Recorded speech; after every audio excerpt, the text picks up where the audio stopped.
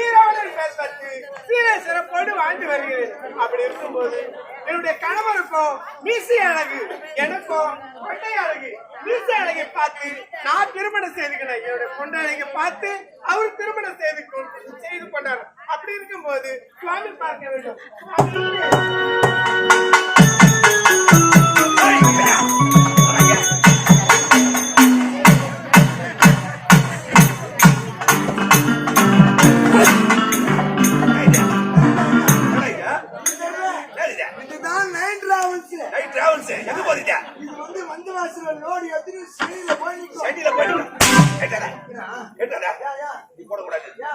பெண்கள் போட வேண்டிய ஆடை பொம்பளைங்க போறது ஆம்பளை பையன் போடக்கூடாது. அப்ப பொம்பளைங்க மட்டும் ஆம்பளைங்க எங்க துணி போடுறாங்களா ஜீன்ஸ் பேண்ட் டி ஷர்ட் மாட்டிக்கின்னு மெட்ராஸ்ல போய் பாரு அதுக்கு மாட்டிக்கின்னு சூத்த ஆட்டி போகுது.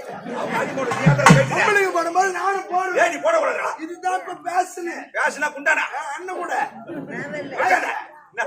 நானும் எவ்வளவு துணி போட்டு பார்த்தேன். பேண்ட் போட்டு டவுசர் போட்டு லிங்கி கட்டினேன் வேஸ்ட் கட்டினேன். அதெல்லாம் மையம் இல்ல.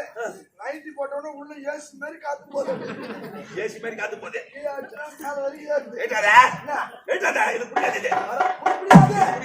நான் சொன்னது கரெக்டு தான்.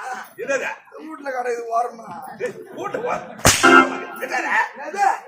வரும்போது பஸ்ல தானே வந்தா ராதாகிருஷ்ணா பஸ்ல தானே வந்தா கண்டக்டர் டிக்கெட் கேட்டாரா வச்சு மறுகி புலி பஸ்ல கண்டக்டர் அந்த துணி மாட்டிக்கின்னு யாரோ பேசஞ்சர் இப்ப நீ டிக்கெட் கேளு. இருங்க சார் டிக்கெட் காசு தர மாட்டாங்க. இதுதான் ஸ்டேட் பேங்க் ஆஃப் இந்தியா.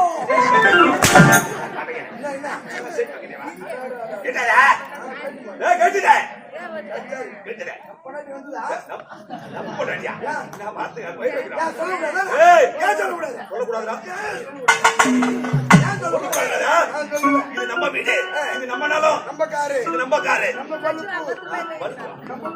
அப்படி சொல்ல நம்ம கட்டி இது நம்ம பொண்டாட்டி சொல்லக்கூடாது. பாக்கிய ஏன் பொண்டாட்டி மட்டும் நம்ம பொண்டாட்டி சொல்லக்கூடாது? வீடு நிலம் வாங்கலாம் விற்கலாம். பொண்டாட்டி இப்படி பண்ண பாவியா நீ வேணா பொண்டாட்டி வித்து பாரு நான் வேணா வாங்கிக்கிறேன். அந்த தேவர் மூவர் அனைவரும் என கணக்கா எப்படி என்றால் இந்த மாணவர் கோட்டையிலே வன்னியமரத்தோடு பாதுகாத்து கொண்டிருக்கிறேன். அந்த வன்னிமர அருகே யாருமே நெருங்க முடியாது. ஆமாண்டா சுற்றி அத்தி சொல்ல வீசும் உனக்கு ஆட்சியில காவல வைத்திருக்கிறேன்.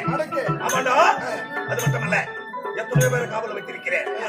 எங்க மனைவி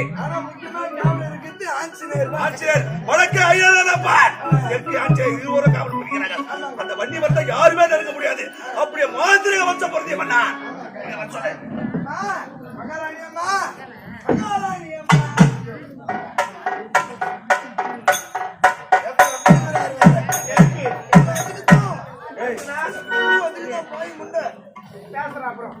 என்னங்க சுவாமி